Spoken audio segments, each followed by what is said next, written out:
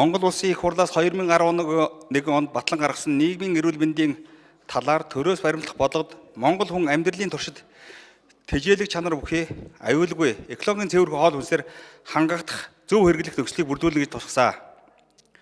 Монгол Улсын их хурл 2012 онд хүнсний тухай хуулийн шинжилтийн найруулгыг батлан гаргасан бөгөөд уг хуульд уламжлалын мэдээллийн шинэ хослол бүхий хувирсан амьд организм гаралтай хүнсийг гадаадын зээл тусламжаар авахыг хориглосон.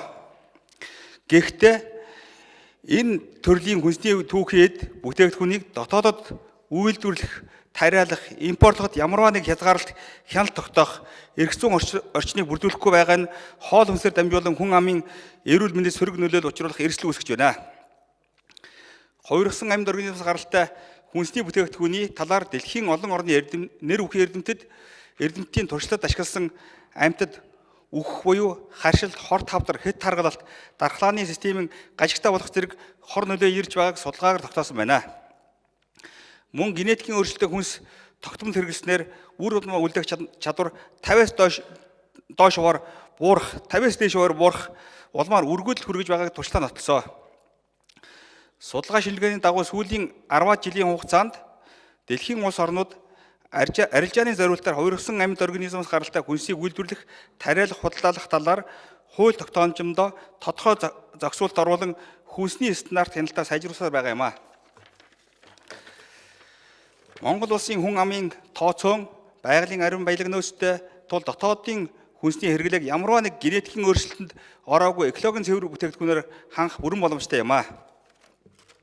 Иймд хувирсан амьд организмоос гаралтай хүнсний түүхийд бүтээгдэхүүний үйлдвэрлэл, тариалалт, импортлолтод хяналт тавих зорилгоор хүнсний тухай хуульд нэмэлт оруулах хуулийн төслийг улсын их хурл өргөн мэдүүлж байна.